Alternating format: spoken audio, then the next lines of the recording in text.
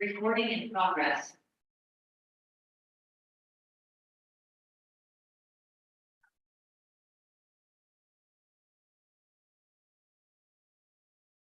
We still might be joined by one or two committee members online. So, but we can go ahead and get started. And so we've got a full room and I want to make sure we have the maximum amount of time possible to have this conversation today. So welcome all of you to our April 30th Early Learning Advisory Committee meeting. I will officially call this meeting to order. And start with just a couple of housekeeping items. First of all, I want to welcome our newest member. Ashley, do you want to give a little bit of your background? And Ashley's playing the role of Tanya now, but we're very glad to have her. Hi, everyone. My name is Ashley Moon, and I have been with the state for just over 2 years, served as the contract manager for Spark and Indiana AYC before filling these massive shoes that Tanya left behind for me to learn to walk in. I was an early Head Start teacher in the beginning and worked through several roles in my time there. And I'm just really excited to learn this role and join them. Wonderful. Well, thank you so much for joining just in time so that you could be here today. The other housekeeping item is actually for our audience. We have a public comment sheet out front. And so if you did not have an opportunity to sign in on your way in and you want to sign in, please take the next few moments to do that. And we'll give that a little time before we grab the sign-in sheet. We will have public comment towards the end of the meeting. And we'll see based on the amount of time that we have, kind of what the time limit is for those public comments. All right, with that, I think our first official order of business is to approve the agenda for today. Everyone's had a chance to review it. Anyone want to so move? Thank you for that daring motion, Superintendent. Anyone with second? Wonderful, thank you. Any further discussion around the agenda? If not, then all in favor of approving, please signify by saying aye. Any opposed? All right, then without further ado, our next order of business is the main topic today, our regulatory review. And I want to take a little bit of the privilege of the chair and start by thanking a few people who just played an important role in bringing us to this meeting. The first is folks we are about to be joined by online here in just a few minutes, the Policy Equity Group, who has worked really tirelessly to bring the best of national perspective and Midwestern sensibilities into their draft report. And so I think we can really appreciate all the effort that went into the draft that we have in front of us. I want to thank Courtney Penn, Courtney Hawk, Dr. Kelly Cervisi, and others throughout the administration for their leadership and truly their eagerness to solicit feedback from various sources throughout the public, I think has been very admirable, and I'm appreciative of that.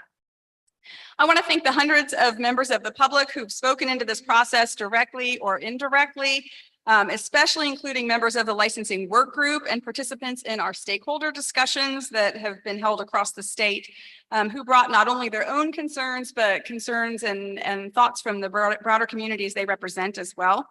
And truly, all of you who are here in the audience as well, we're honored by the presence of so many individuals here to offer public comment on this important topic. I want to thank committee members for their thoughtful participation throughout this process and the wisdom that I know that they will bring to today's conversation.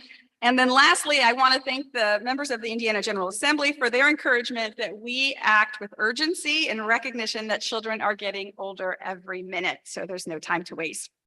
I want to spend just a minute or two level setting on what we're going to talk about today. We really have one job for today's meeting, which is to receive information about and approve the third-party regulatory report required by Senate Enrolled Act 2. As the upcoming presentation will remind us, Indiana's licensing regulations are one piece of a much bigger picture that must work together if we're to achieve the state's policy aims for young children and for their families.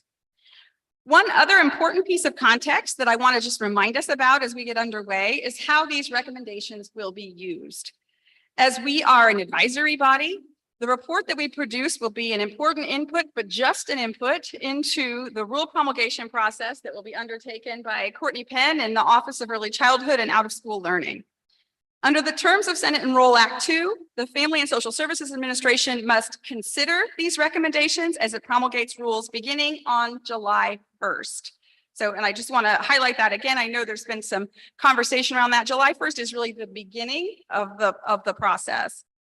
Rule promulgation, as many of you know, is a multi-step process with public notice requirements and opportunities for public comment. So the process that we've undertaken to date then, and our conversation that we'll have today are all additive to and not replacing of the steps prescribed in a typical rulemaking. So with that bit of background, I am going to turn it over to Courtney Hott and to the Policy Equity Group to start walking through the third-party regulatory review. Courtney? Okay, let's jump right in. Thank you everyone for joining. My name is Courtney Hott. I'm the director of the Early Learning Advisory Committee and very proud and excited to get into this report today.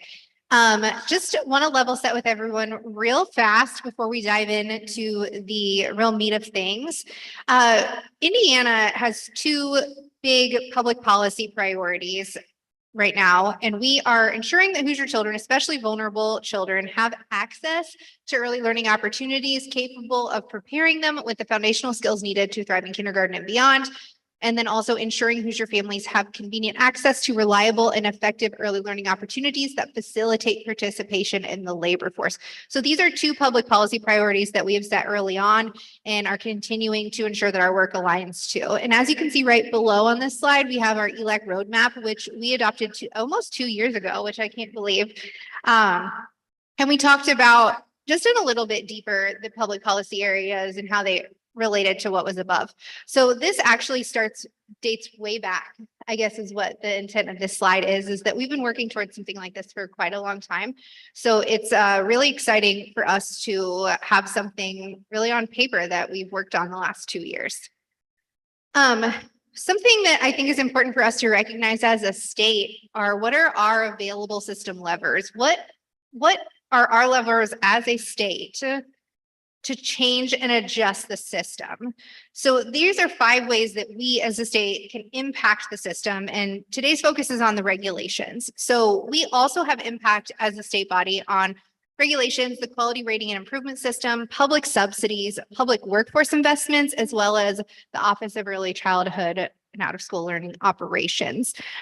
So it's kind of a nice reminder that while everything is touched by QRIS and regulations, there really are different conversations to be had about some of these other items. And so while these are all very important and we recognize all of these, I do want to just bring to light that today we are really focusing on our regulations and how we can streamline those and make them more efficient. One other item that we had that kind of stacks on top of everything else.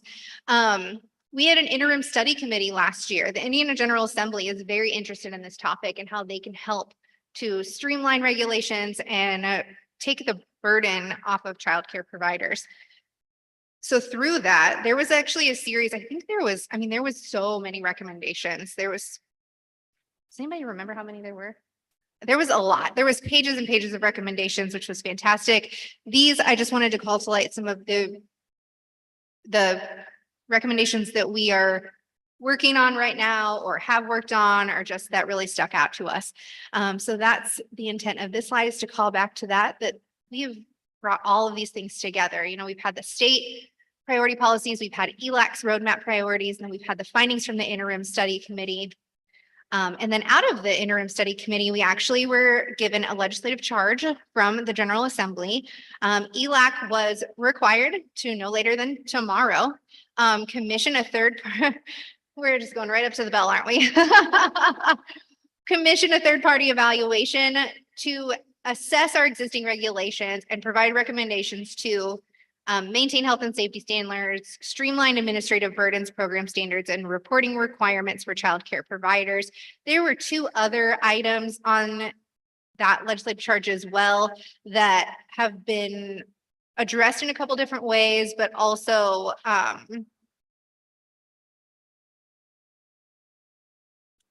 within our other. So they've been addressed through PTQ policy committee and then also through legislation in Senate Bill or SEA 2.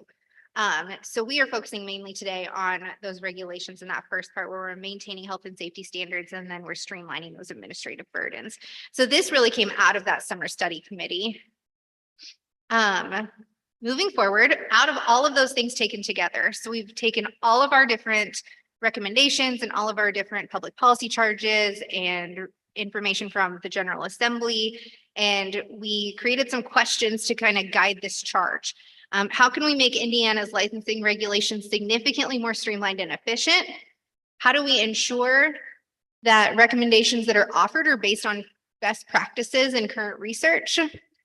And then lastly, with significantly streamlined standards, how does this impact the need for multiple sets of standards? In Indiana, we actually have, I think, 11 different ways to become licensed, not including exemptions.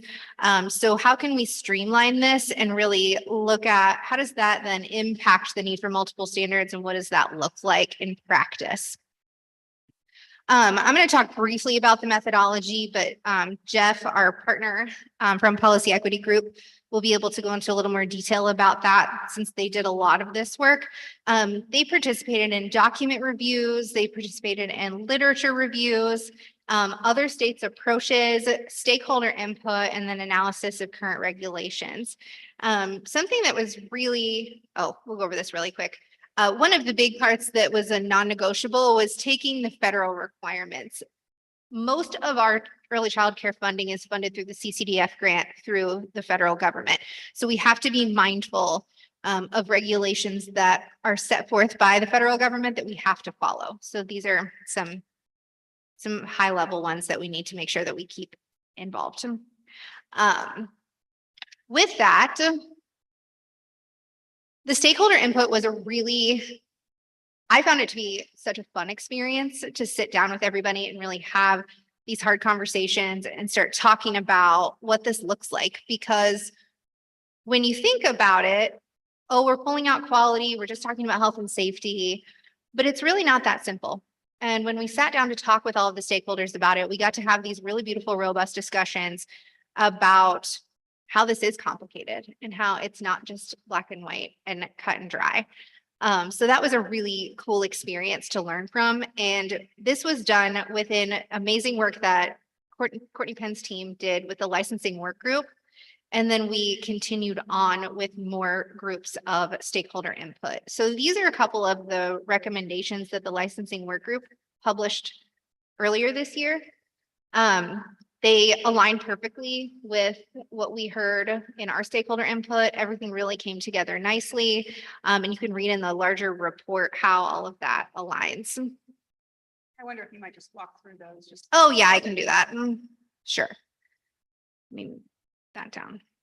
Yeah, so some of the big recommendations from the licensing work group were to review and revise all rules to consolidate or reduce the number of rules, remove contradictions, and ensure clarity. They also said to align minimum licensing standards across one small but powerful core set of basic health and safety standards that apply to all settings. So really, again, looking at that need to ensure that all children have access to the same safety and care. Reorganize the content of all the standards so it's easier to follow and rules are specific and clear. Increase transparency around availability of waivers. Stack higher quality standards established by past equality on top of the minimum licensing. So looking at licensing as truly a baseline of that quality rather than a separate program, ensuring that they're intertwined. Allow providers flexibility to structure their classrooms, allow high school graduates 18 years of age or older to work independently in our programs, and then allow high school students to work as teachers in school-aged programs. So these are some of the big recommendations from the work group, and these are very much incorporated into the overall recommendations that Elac is going to give. A quick update, little summary too. Maureen and I did a little road show, I guess you'll call it. We kind of went and got to travel all around the state. So as you can see, we were in Northwest, Northeast, Central, Southeast, and Southwest Indiana. We talked with over 50 individual stakeholders in our meetings, and we talked about all of the different regulatory burdens that they face, what works, what doesn't, what they feel is necessary, what feels unnecessary, and everything down to just day-to-day operations and how the state can be supportive. The discussions really varied with interest depending on the attendees, but similar themes seem to emerge across the whole state. One was to provide equal protection for every child. So regardless of setting, maintaining vigilance about core health and safety measures. Building a cohesive structure that limits duplication or opportunities for conflicting information. Considers the demand for greater childcare supply while establishing necessary requirements, especially workforce related. Remove barriers to entry into the field wherever safe and appropriate. Create a path for buildings that weren't purpose-built to be childcare settings. We heard a lot of that in our rural communities, that they just did not have access to buildings that were meant for childcare spaces. So that was a barrier. Ensure consistent application of the rules once they are established, and then inform families of their choices. So Chime in, yeah, give you go a play ahead. there just to chime in That'd be and great. thank the members of the committee who were able to attend one of those listening sessions as well. I know many of you were there, and we appreciated your presence. Oh, and also during those listening sessions, the licensing work group was also invited to each of those. That way they could participate again as we progressed and moved further towards the work. So that was a really interesting perspective as they kind of started this work and then as it has progressed over the years. So with those meetings and discussions and inputs, these were the principles that kind of guided where we ended up. Compliance with federal law, including CCDF, a focus on health and safety of children, the primary goal of licensing, relying on the quality rating system to set standards of quality. So this is really focusing on just that primary goal of ensuring that children are healthy and safe, and ensuring that parents realize that if the program is licensed, there is a reasonable assurance that they are safe. Ensure measures are observable, measurable, and enforceable. Simplicity and clarity, balance between benefits and burdens, informed by recommended practices, and then consistency building upon the licensing work group recommendations. So that is where we ended up. And what our recommendations accomplish. So the biggest focus on our recommendations, I'm going to give you this brief summary, and then Jeff is going to take over and get into the real specifics of everything. So consolidate regulations into one set. We have consolidated everything together with limited distinctions by the number of children served and the nature of the structure, residential and non-residential. For purposes of our paper, we have defined residential as a location that is considered a primary residence, and non-residential as a location that is not a primary residence. And then we have distinctions by number of children served as 16 children and under, or 16 children and over. So there are two spots that we felt like we had to look at some distinctions there. But overall, everything is pretty much consolidated into one set. Streamline these standards by focusing on health and safety and removing quality standards, which would be covered by paths to quality, and ensured they were all measurable standards. We have generally maintained current ratio and group sizes with just a few modifications to create consistency and offer some more flexibility to providers. Our recommendations establish consistent expectations for staff, ensuring that all caregivers are qualified with essential health and safety, classroom management, and child development competencies and skills. And then lastly, our recommendations provide more flexibility in facilities, creating a standard path and an opportunity to submit an alternative plan that meets the intention of the applicable regulation. And with that, I'm going to pass it over to Jeff. Sounds great. Thank you, Courtney. Good afternoon, everyone. It's good to be with you again. As Courtney mentioned, so what I'll do here is I'll take a deeper dive into those recommendations that she highlighted. If you remember from our last meeting, we have a methodology that we're using where we looked at the current regulations and then sorted them by different regulatory categories to see whether or not there was a lot of redundancy.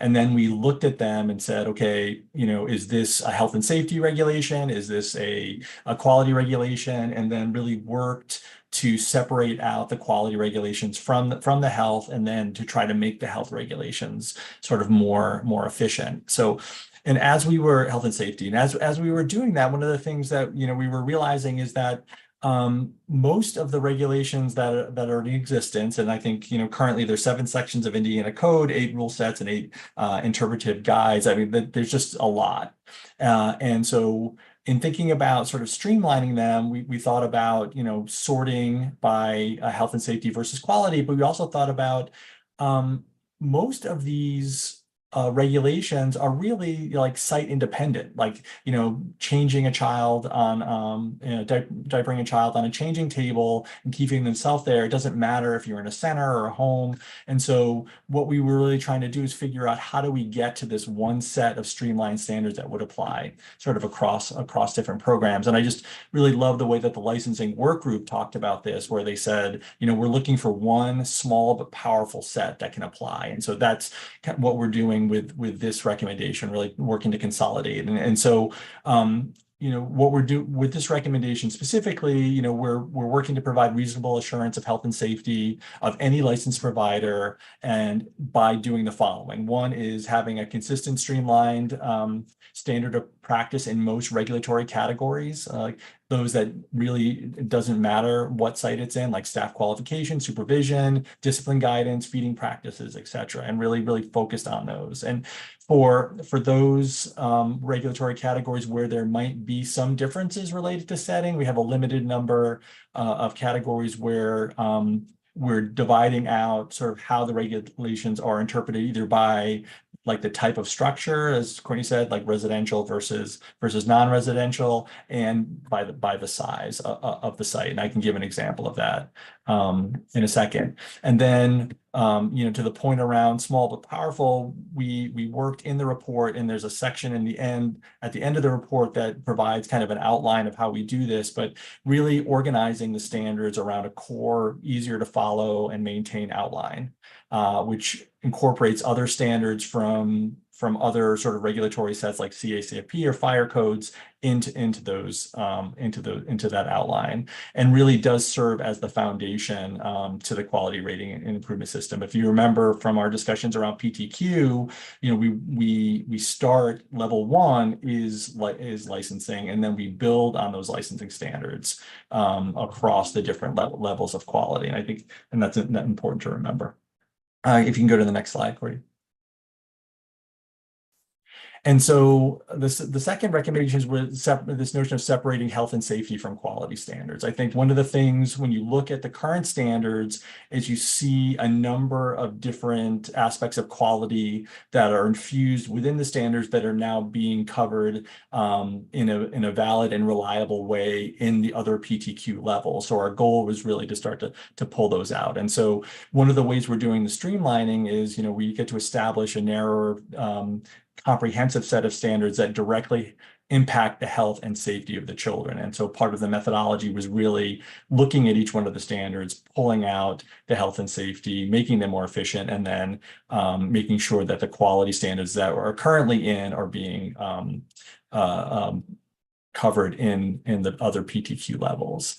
And then the other piece of this, just like we talked about with PTQ, the indicators or the regulations have to be valid, they have to be reliable. You really have to develop a set of standards that, if 2 different licensing consultants are going into the same program, that they're coming out with the same findings. And so one of the things that we worked on, with the recommendations is to make sure that, what we're going to recommend is readily observable, measurable, like minimizing ambiguity to make sure that you're getting valid and reliable findings when the licensing consultants are going in.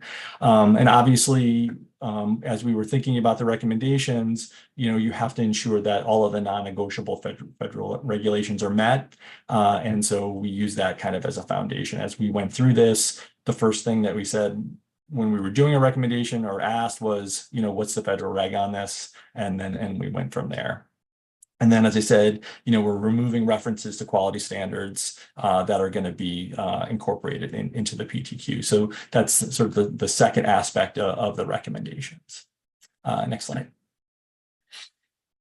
And then I think one of the other sort of guiding principles was this notion of balance. It's like, how are you ensuring safety, but also at the same time making sure that childcare businesses can be sustainable. And so what we did when we sort of worked on the ratios, we are overall maintaining the current ratios, group sizes, and space recommendations. The space recommendations seem to be in line with best practices. Those are used to prevent overcrowding and injuries.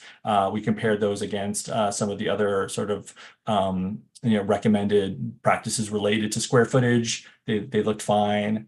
And then we are generally maintaining family child care home ratios. We changed the ratios up a little bit, but we're still allowing for the same number of children to be cared for in a site. And then we are making this distinction between larger sites and smaller sites. So those serving less than 16 will have a slightly different ratio than those serving over 16, but sites can choose the ratios that they want to adhere to, regardless of size. And then I'll talk about that again in a second. And then we're strengthening the safety of very young children by limiting the number of children served in mixed age group settings where a very young child is present. I think that is really the fundamental change that we're making in the family child care home ratios. And then we're providing greater flexibility in groupings during transitions to allow children to move as a cohort. So essentially, you have a 2-year-old, that turns 3, that should be sort of at a different classroom with a different ratio, but that other classroom's not ready. It provides more flexibility. This is something that we heard from the licensing work for pretty clearly. And so if you want to go to the next slide, I can give you kind of an example of sort of the way that we're thinking about sort of the recommendation versus the current practices. And so if you look at this slide on the right is the current practices related to ratios. And essentially, if you have, children younger than, and I have to get my notes out for this because it's still complicated even after all of this time. But what we're looking at is for children who are like under 16 months, you can have up to 4 children under 16 months. And then if at least 2 of the 6 children are walking, then you can have a ratio of 1 to 6. And so what we've changed essentially is the ratio from 1 to 6 to 1 to 4 if you have 2 children younger than 16 months in the home. So I know that's a little complicated, but essentially what it means is that homes can have the same number of children, they just have to serve slightly older children so that there are less younger children in the whole group. And so we can talk about more about that in the Q&A if you want. And then the next slide. And so I just wanted to give kind of an example of how the recommendations look within the report. And so the way that we wanted to do this to make sure that everybody was clear about how we derived the recommendations is the first thing that we did was really put like, why is this even necessary? Why do we need sort of these ratios? And so for, obviously maximum staff to child ratios ensure appropriate levels of supervision and make sure there's appropriate support to protect the safety and well-being of children.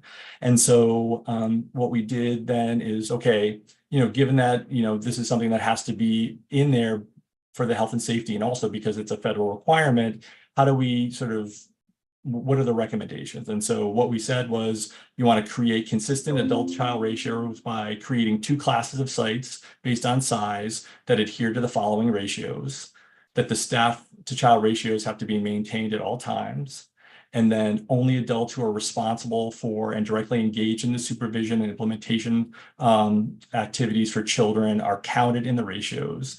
And then all children in the program who require supervision by an adult, regardless of whether they're related to the caregiver, should be included in the count of children. And then we provide the rationale. adequate supervision for children is not dependent on the type of childcare site, and thus the recommendations work to create consistency across all of the program types. So that's sort of the recommendation for that. Next slide. And then we wanted to set consistent expectations for staff. So currently you see different qualifications across the different sites, and we wanted to work to sort of make it more consistent. And so what we do is, we're establishing a minimum requirement of a high school diploma or equivalent, and passing an assessment that determines whether an individual has the competencies necessary to fulfill a specific role in a child care program. So if you remember in the PTQ, one of the things that we were working on is to move away from this credential-based system, so BA, MA, CDA, to more of like what actually can the staff person do and how do you measure that? And we were thinking about sort of a teacher-child interaction measure for that. So this is very similar to that. We want to have a minimum of a high school diploma or equivalent, and then we want to ensure that they have the necessary competencies through an assessment. And if you look at some of the work that Indiana has already done, they have the Indiana Core Knowledge and Competencies for Early Childhood, School Age, and Youth Professionals that can be used to sort of to outline the competencies that are necessary, because there's a health and safety and nutrition section to them, and we can use that to end up developing the assessment. And then we want to just collapse the roles from a health and safety perspective to like director or owner, qualified caregiver, or substitute to provide sort of a greater clarity of expectations. Next slide. And then here is the way it looks in the actual report. So the justification is that we need these minimum qualifications to ensure that the individual working in a child care program has the necessary training. We want to significantly streamline and specifically target the most important personnel qualifications by really defining qualifications through 2 criteria: high school degree or equivalent, and then passing the assessment. And then changing the definitions, as I mentioned. And so really we're doing this because we want to go to a credential-based from a credential-based approach to a competency-based approach that's responsive to stakeholder feedback around the challenges finding qualified staff, and that aligns with the licensing work group recommendations to find alternative pathways to obtain knowledge. And this is in line with what other states are doing. Maine and Maryland both have competency exams for licensing for staff. And it's about an 80% passage rate, I think. And then we want Indiana to be a leader in this. This is something that, is something that Indiana can sort of lead other states in thinking about how to do more competency-based assessments around licensing. And then we also wanted to provide more flexibility around facilities. I think it's really important to think about, there's no way for licensing standards to be able to incorporate every scenario that you might find in a facility. And so what the facilities recommendations do is they establish a narrow comprehensive set of facility standards, those that are really directly impacting health and safety. And we clarify, that we're really focused on the goal and less on the means. So we're trying to be a little less perspective about how the goal gets accomplished.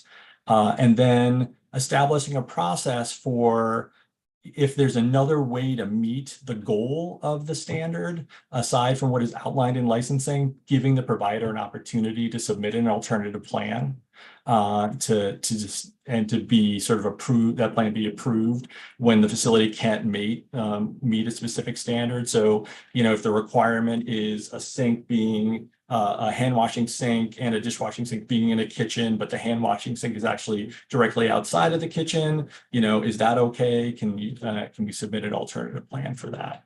And then, it talks about the state establishing procedures for consistently evaluating these alternative plans. Next slide.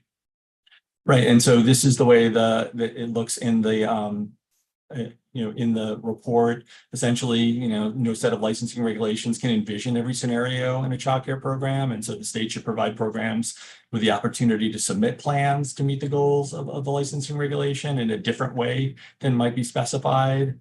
And so it talks about allowing these plans in a couple of different scenarios. One where, it's not reasonable for the program to meet that specific licensing regulation, or it's just not, that licensing regulation is not applicable to the program.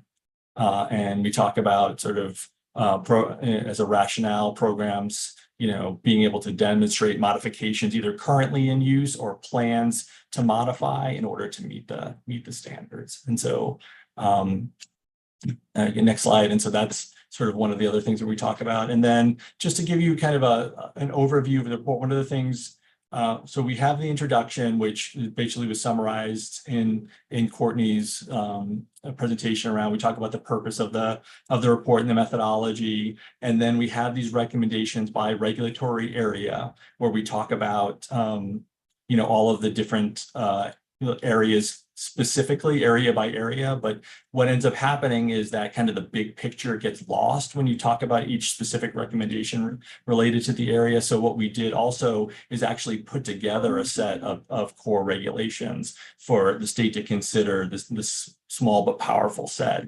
And it's defined by 14 different categories. If you want to, so background, screening, definitions, qualifications, training, personnel, screening, supervision, ratio, group size, square footage, behavior and guidance, family engagement, environment, food preparation and service, health promotion and protection, safety and transportation. So within the report, in that last section, you've got these 14 core areas, and then they're broken out by sub areas so that you have kind of the small but powerful set ready to go, where as you start to move into the rule promulgation, you have sort of the outline ready for you. Again, not trying to do anything that is inconsistent with the licensing work group or the work that's been done to date. It's more about being additive and sort of fleshing out some of the recommendations that have been proposed before us.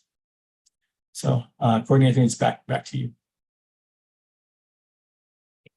Thank you so much, Jeff, for going into all of that. I want to take this time to really open it up to the Elac members to go ahead and ask questions, have some discussion on this topic. I'll kick it off with one question that I had, and Jeff,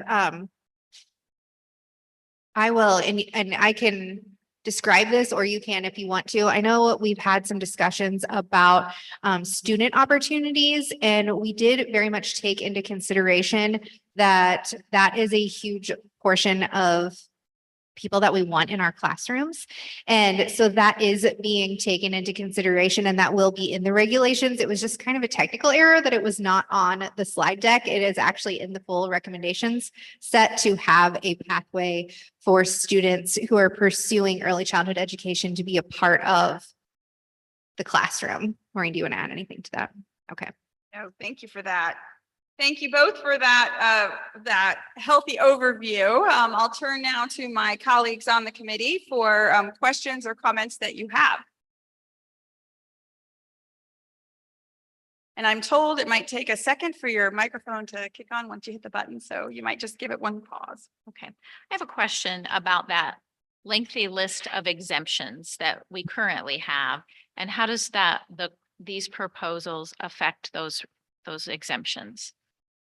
Yeah, I'll take it unless you want to. In my conversations with the team from the state, the way that they have talked about it, which makes sense to me, is that our task was to create that core set of streamlined regulations, and less of our task was to determine when they would apply and when they don't.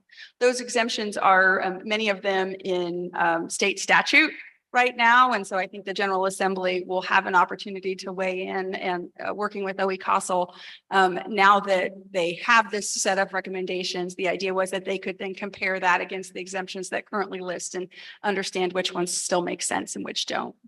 I don't know if others would add to that. That's right, Maureen. That sounds right.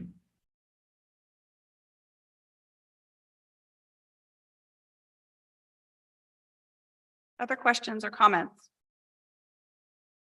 Has there been any discussion about what that assessment would be upon hiring? Great question. That is something that Elac has really created that as a recommendation to then rely on OECOSL and their experts and also stakeholders to figure out what the best way to implement that is. There have been many discussions around it, whether it looks like what it currently looks like, where there's a quiz after a lesson, whether it looks like something more AI focused. Maybe we're looking at a AI classroom and interactions. There's been a lot of discussions about what that could look like, but no real decisions because we want to really be creative about this and find out what works for Indiana and really rely on the experts to figure out how to implement that. Yeah, and I think we can draw on lessons from other states like Maine and Maryland, where they have done this and have currently existing assessments that could be helpful. And then, you know, North Carolina also has one, and they've struggled a little bit more with theirs, particularly around the way that they're doing administration. And so there are some lessons learned that we can draw from as we try to move forward with the assessment recommendation. Does that answer your question, Sherry?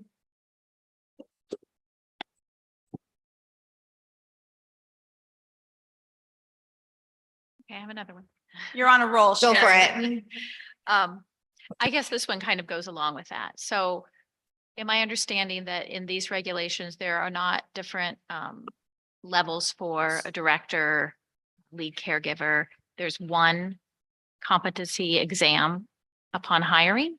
Almost. So there are distinctions based on role in terms of caregiver, director, and substitute. So the idea was if these are core health and safety skills, primarily, we wanted to make sure that everyone had them before entering a classroom.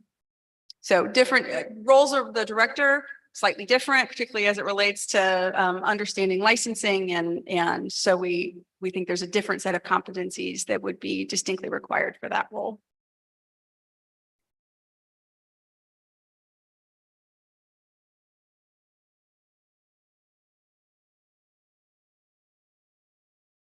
Quiet group today. All right, if there are no further questions or comments, we have one. Superintendent. I appreciate the fact that the work that was done by the licensing work group was factored into this. I appreciate Jeff and his group because this has been a huge undertaking on a shortened timeline. But I like the idea that the core health and safety standards have been separated from quality. Quality is being addressed through the revisions to the paths to quality process. So I think making that separation is important and understanding that this isn't the end all be all of everything. This is core basic health and safety. And I think that's a great place to start in making that separation. So a lot of work has gone into this. Appreciate those who have been hard at work in the thick of it. Wonderful. Thank you. You have another question? Please, Yes, ma'am. that's what we're here for. I scanned this food prep kitchen practices area. I'm aware that currently there are several registered ministries that do not have kitchen or adequate kitchen, so they have parents bring lunches from home. How does that affect this? I think that would be one of those situations where we could talk about that alternative plan. So looking at it more of a charter method where here are our core health and safety standards that you need to meet to be in operation. However, if these do not apply to you or you cannot meet them for a specific reason, you would then be able to present with an alternative plan. So looking at it less of an exemption from having rules, you're looking at more of just meeting the same goals with in a different way. So I think that would be a perfect example of how the alternative plan pathway would work for something like a kitchen as in facilities specifically. Does that make sense? Yep, thank you. And I'd be curious, any other thoughts on that? Other members?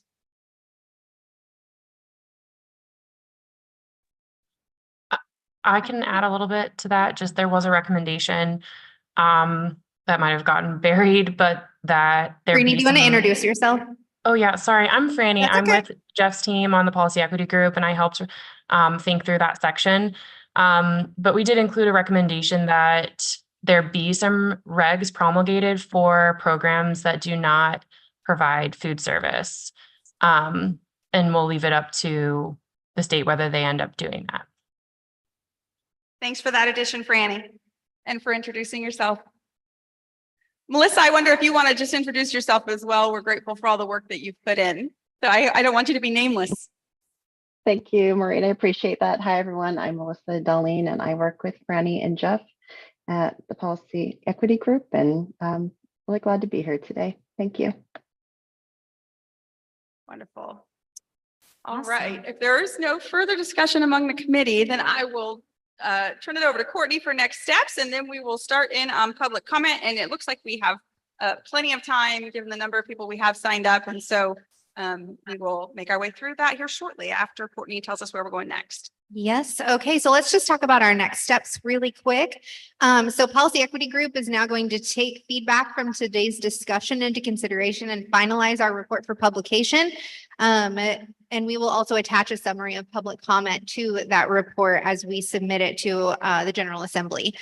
Elac is going to consider any modifications to the recommendations required to meet the needs of school-aged care at our May 14th meeting. We've had some really robust and interesting conversations about school-aged care and whether that fits into this one group of regulations or it needs to be a separate group. And so that is a discussion that we want to get more in depth with and talk about at our next meeting in 2 weeks, actually. So wanted to make sure that we noted that. Early Learning Advisory Committee and the Office of Early Childhood, OECASL, staff are going to partner to refine this model rule language in alignment with the recommendations.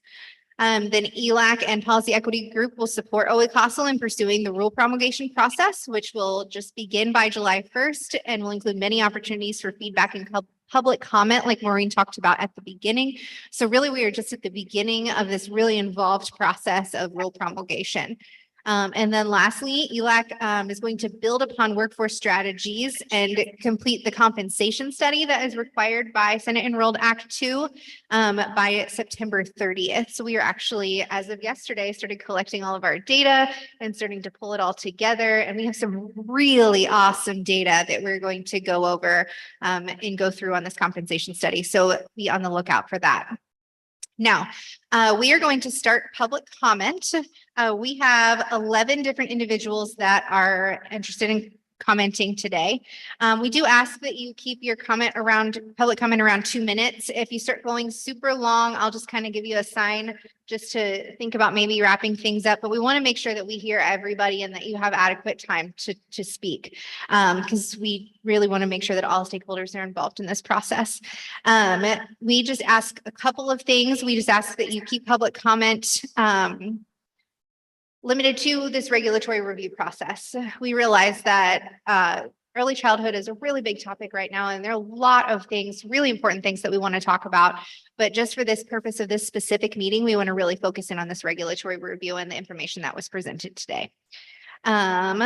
How we will do this is I will give you who is up and then who is on deck, and we will get the ball rolling. If you want to come up and talk at the podium, would love to have you up here, especially so then our friends who are watching on YouTube as well as in the Zoom meeting can hear you on the microphone. Did I forget anything else about public comment? Nope. Okay. Oh, and once we're finished with the 11 that signed up, I do have a couple of public comments that were submitted to me ahead of time that I want to make sure that we read. So if Elac does not have any other questions or concerns, I will kick off public comment. Okay, so first up, we have Christy Adams. She is a teacher at Giving Tree Early Learning. And then on deck, we have Linda Taylor, who is a professor and the public policy chair at Indiana AEYC.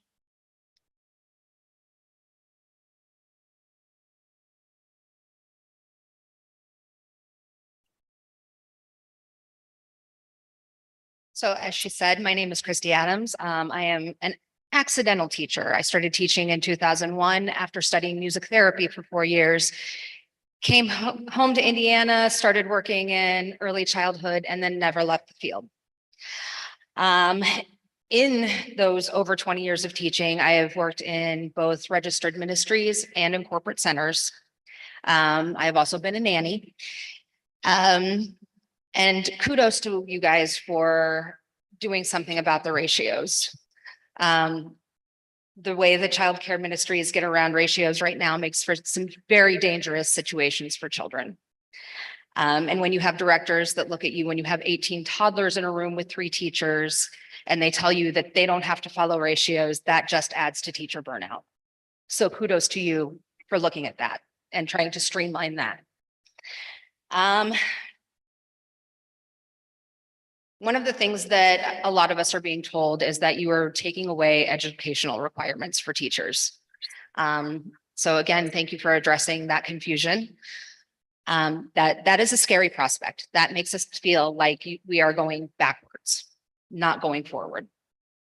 NACE is still going to require that teachers have a certain level of education. NECPA is still going to require that teachers have a certain level of education.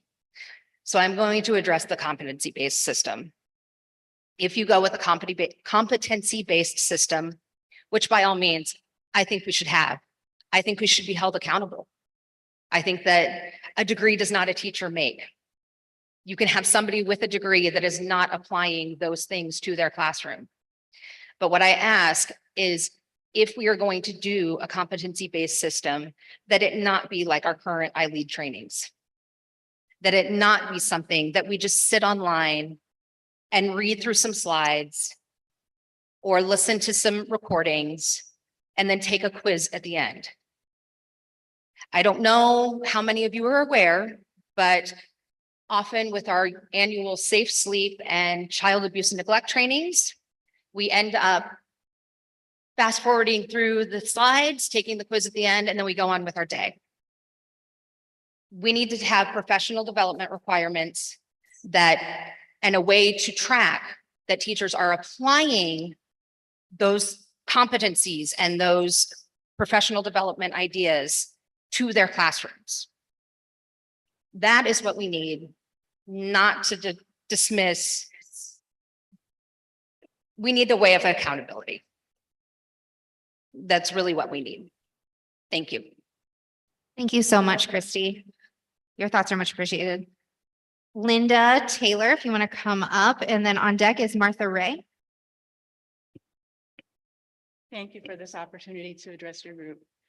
My name is Linda Taylor. Are you hearing me okay? Thank you. I'm the mother of 2 grown sons, grandmother of an amazing 8-year-old, previous program director of early learning programs for children with special needs, a licensed child and family therapist, and a professor of education. I've been working in the field of early childhood education since 1978, so you can tell I'm really old. I agree that it's important for our state to evaluate our regulatory structures and to align our expectations of the various types of programs for young children to avoid confusion, needless paperwork for directors of home child care programs, licensed ministries, and center-based early learning programs. Our expectations for safety and quality need to be clear and consistent across settings. As we consider those regulations and their importance, our primary focus should be the best interests of the young children we educate. Our little learners need highly skilled and competent teachers who clearly understand best practices and can implement them consistently. In our state, we insist on teacher licensing once our children enter kindergarten. Is there any reason that these same children do not deserve highly qualified and credentialed teachers in their early years as well? Their rapid brain development from birth to age 5 calls for teachers who understand the science of teaching and learning. In our state, we expect our children to read with comprehension by grade 3. But if we do not have teachers who can lay the foundation of strong oral language acquisition and literacy development in the early years, our chances of teaching those skills later between kindergarten and 3rd grade are greatly diminished.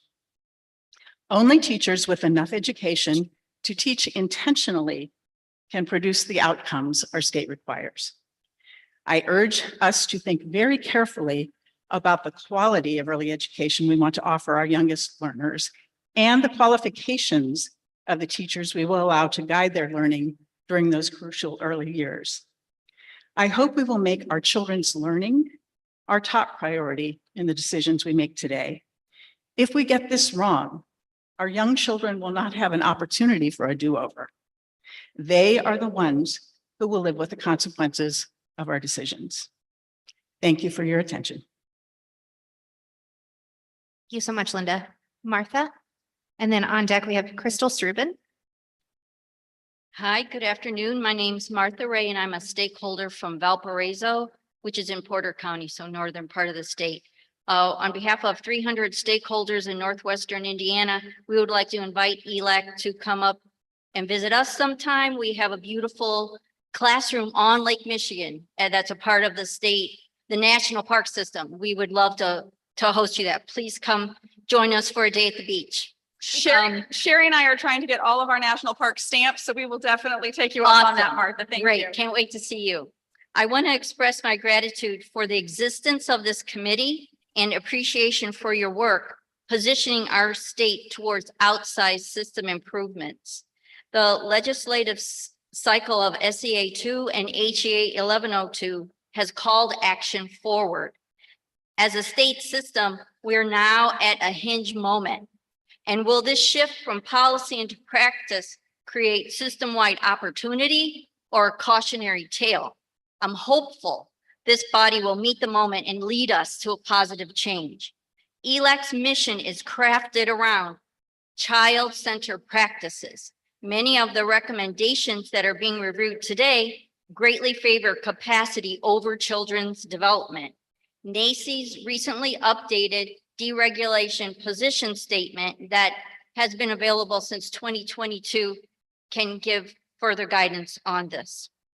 Most concerning is that we're taking seemingly a giant step away from developmental science. I have to go off script a little bit because I had other comments and now I got to stick to this one only. So bear with me. As stated by OE Castle at the March Elac meeting, practice must comply with statute.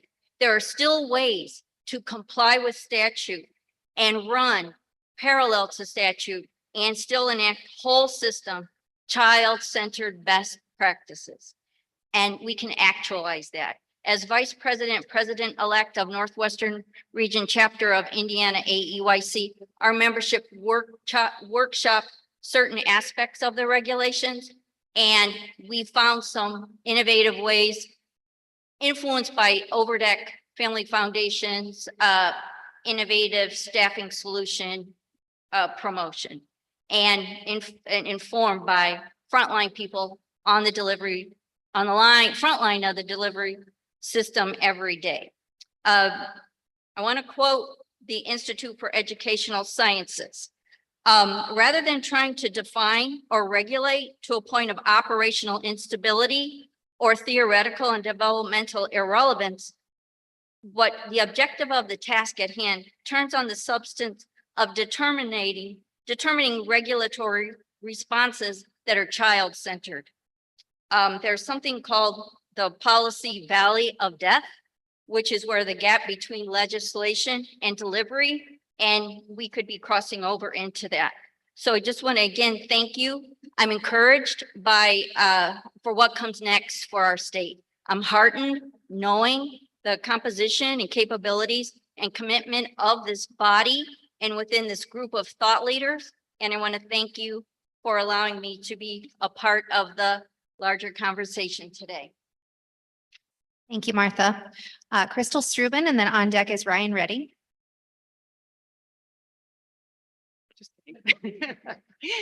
Hi, my name is, can you hear me? My name is Crystal Strubin. I'm the president and CEO of AYS at your school. The organization has a 40-year plus history in providing before and after school programming to children ages pre-K through 8th grade. I've been the CEO for 10 years now. My experience has been only in nonprofit settings focused on children and family. I am a mother. Was a former nanny and also worked in after school programs during college. So have a breadth of experience related to after school and children's development, and wanted to speak today on specifically related to the personnel qualifications. So overall, AYS is in complete support of the recommendation on personnel qualifications. I know there's some challenges with that and some perceptions and concerns. And so what I would like to share is I feel that there are a couple nuances related to the high school diploma requirement. So if we are going to support young people in high school working in educational settings, it would be important to make that more clear in the actual regulation, because sometimes, as we all know who work in childcare providers, the person who's coming to visit you, the regulation is really what people see. And so just to make sure that's clear. The other piece I'd like to propose or just have you consider is that with the current wording, we're also excluding individuals who are striving to increase their economic stability. It goes a little bit against workforce development and economic development goals for the state. So I would ask you to consider adding those who are progressing towards a high school diploma or HSC. And again, for me as a leader in an organization, having those career pathways is really important, not only to help individuals grow, but also to sustain your workforce and give people opportunities to be a longer time employee in an organization. I do think there needs to be some recognition around what does that look like? How do we implement that so that the safety of students is considered, and how we're tiering educational requirements based on the roles that are being fulfilled. So the last thing I wanted to say was just, this was a heavy lift for you, and I appreciate the work that's gone into reviewing all of those regulations. So thank you. Thank you, Crystal. Ryan, and next up is Linda Taylor. Hi, I'm Ryan Redding. I'm the Public Policy Manager with United Way of Central Indiana, and I'm also speaking on behalf of the Indiana Chamber. Jason Bierce was not able to make it today, but he wants to echo these remarks. So the United Way of Central Indiana is grateful for the work that this committee has undertaken during the regulatory review process. We're encouraged by the pragmatic approach and the recommendations, and appreciate that the new requirements will work alongside past the quality to expand access while still maintaining a deep commitment to that quality.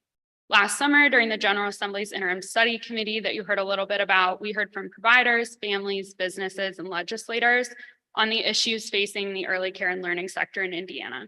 We frequently heard concerns about the level of complexity and confusion in the regulations, particularly between various provider types.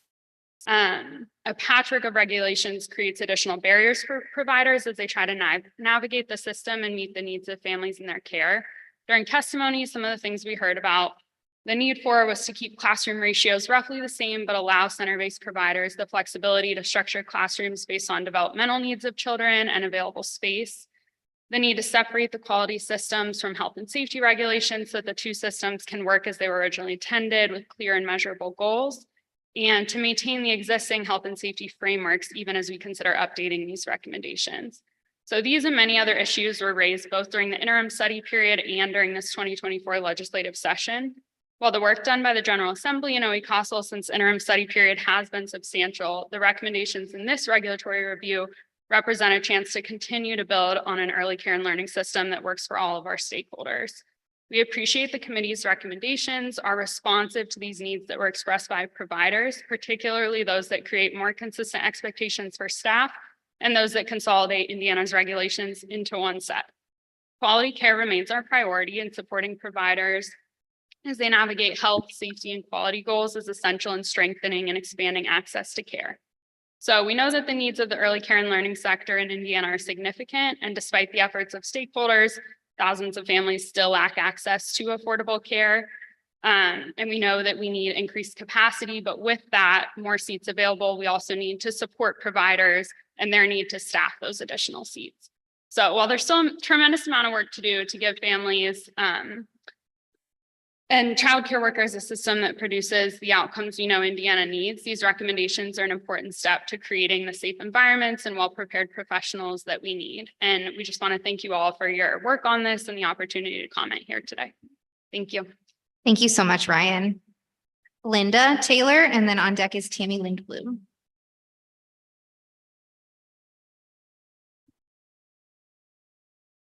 Good afternoon. This is the point where I get to say, I'm the other Linda Taylor in this state. So yes, there are two of us and we are both in early childhood. I'm from Muncie, Indiana, and I do work at Ball State University, but I come to you today as a private citizen. I bring my personal experience as current assistant professor, but I also bring my roles as former kindergarten teacher, childcare administrator, and teacher of preschool children. I think I've done everything you can in a childcare center, including cook and drive the bus. I do appreciate the work that has been done by this group, and I really appreciate the idea of using PTQ as a growth for quality. But I want to highlight a couple of things that I want to make sure that we understand needs to be at that minimum for quality. So one of the things we know is that poor quality early childhood care and education can be detrimental to the development of children from all backgrounds, particularly if it fails to equalize some of the disparities and disadvantages that children face in the early developmental stages of their lives. That's taken from a quote by Manning et al. And in 2019. How do we achieve quality care? One important way is through early childhood teachers obtaining bachelor's degrees in early childhood education, which literature suggests positively correlates to educational outcomes for young children. We know that schools are expecting more and more as children enter kindergarten, particularly with the science of reading requirements. We know that there are going to be greater expectations. We want children off on the right foot. I'm going to skip a lot of what I had because much of it has already been said. But I want to highlight a couple of things from additional research that's been provided.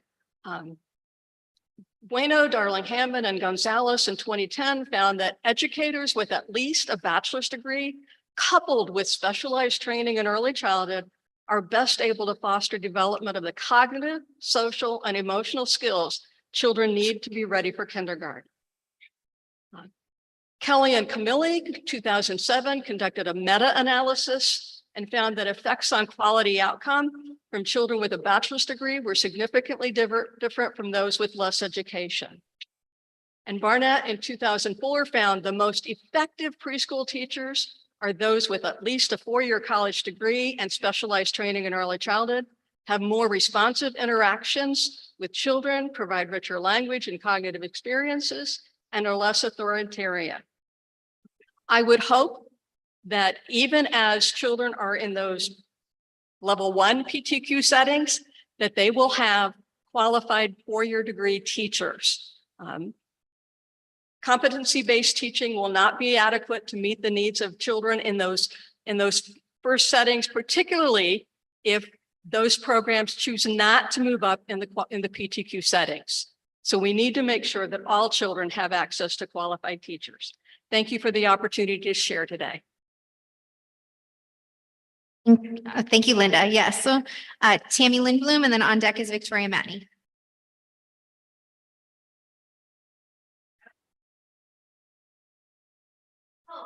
No worries. Nope. We have had that happen before. Sometimes it looks like a sign-in sheet. No worries. Next we have Lakshmi with the Indian After School Network. Okay. Thank you for coming. Erica Radford with Spark. And then Danielle. Oh, it became a sign-in sheet. Okay, so we have much. Okay. Well, we're still glad to know you're here. Yeah, we're glad we recognized you. We cut our public comment in half. So I do have some. Yes, I had to read that into the record. That would be helpful as well. Comments. The first one I want to start with was actually an ELAC member that could not attend today, Ms. Madeline Baker. She wanted me to read out some thoughts that she had about this document. She really likes the way it is outlined. She appreciated the streamlined standard of practice, consistency across all program settings, simplifying the regulations with narratives that are applicable. She agrees with the minimum education requirements across all programs, appreciates the competency-based workforce structure based on level of responsibility, and then also the evaluations to be based on factors that are observable and measurable. Based on what Madeline heard at the Northeast Regulatory Review meeting that we had, she would like to see us consider adding some language that recognizes the healthy balance of responsibilities between the state and operating employers. This recognition may strengthen the role of operators while creating greater motivations in their role responsibilities. She said personally, she is excited over what ELAC has been able to accomplish. At a minimum, we're headed in the right direction and have created opportunities for us to build on the platform. Thank you again. So that was from Madeline Baker. And then now I will read, I have 3 public comments from other stakeholders.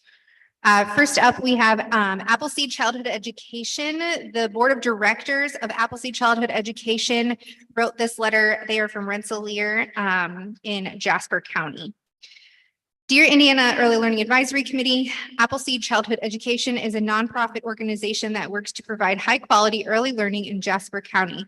The Appleseed Childhood Education Board of Directors fully supports recent efforts to differentiate legislation from regulation and determine what should be simply best management practices in the licensed childcare industry.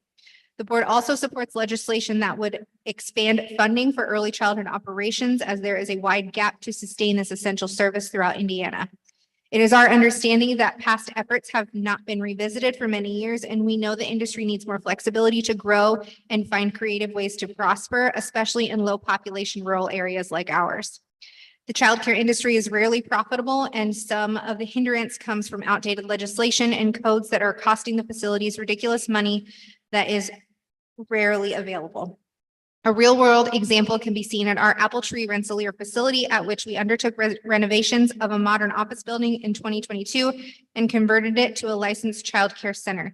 This is a good example of how the industry and communities have changed over the years, and we now see risk in what used to be a safety practice. Appleseed was required to put exterior exit doors in every classroom, costing us about $40,000 of our very tight construction budget.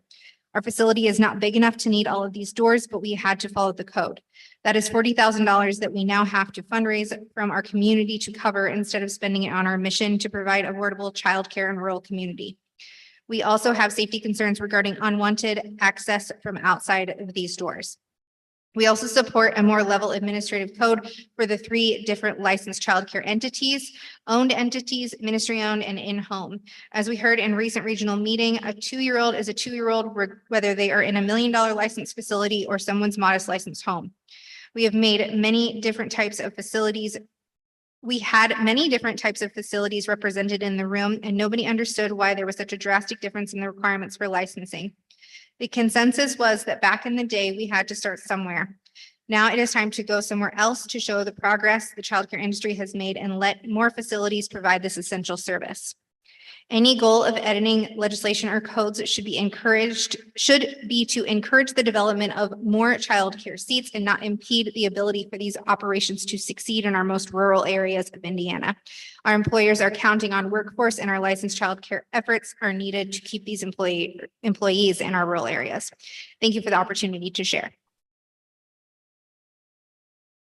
Our next public comment comes from Mike Garatoni from Growing Kids Learning Centers in Northern Indiana.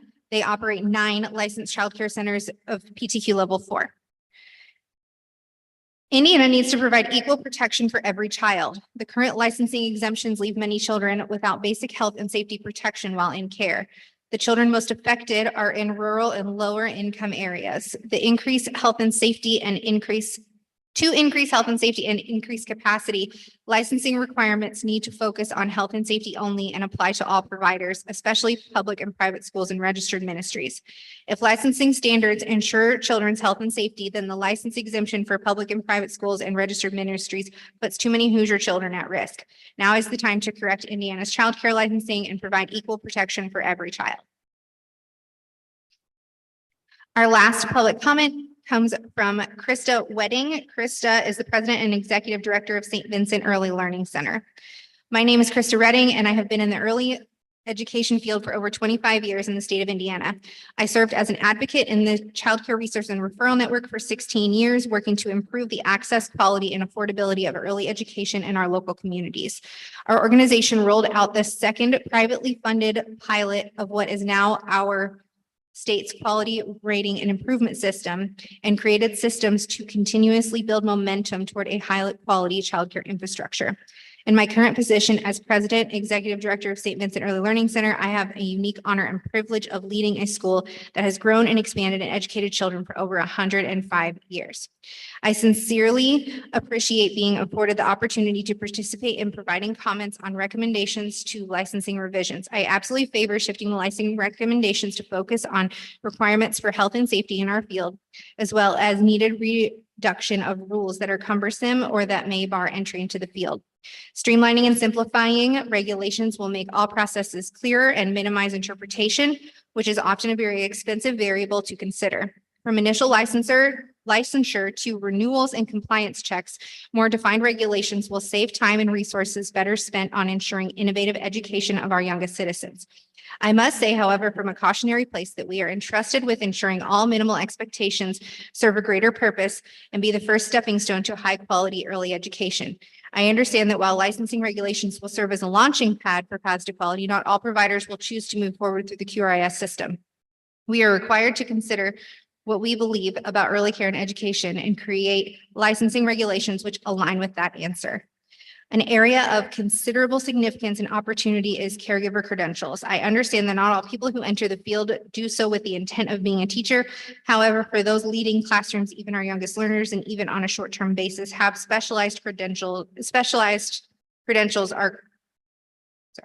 even just on a short-term basis, having specialized credentials are crucial to understanding their impact, their importance, and their ability to educate developing minds.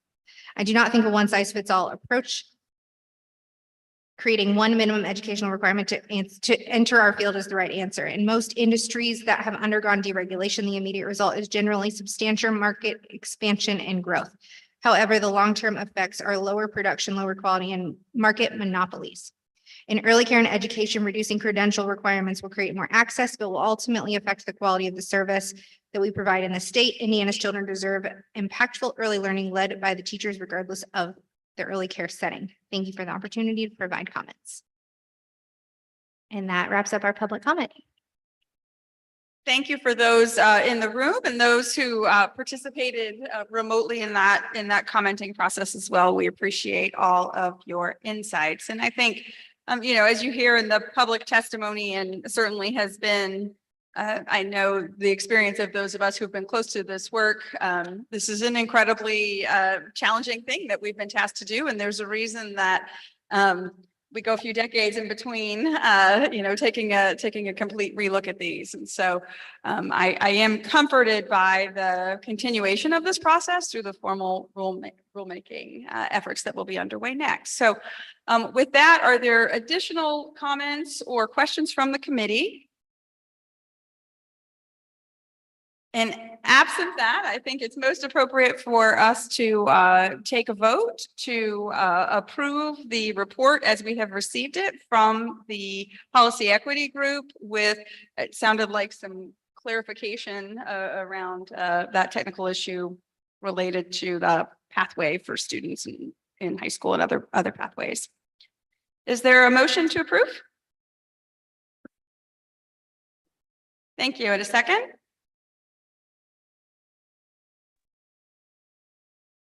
I'll second. Thank you. We have a motion. We have a second. Any further discussion? All in favor, please signify by saying aye. Aye.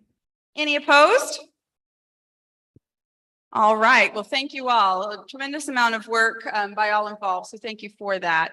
We have a meeting coming right up. We'll be back together in almost no time, as Courtney and I were laughing over here, to cover off on a number of things, including to revisit the school age and school-based care, just because we felt like there were still open questions there that we haven't gotten to yet. So with that, unless anyone has a further topic for discussion, we are adjourned. Thank you all.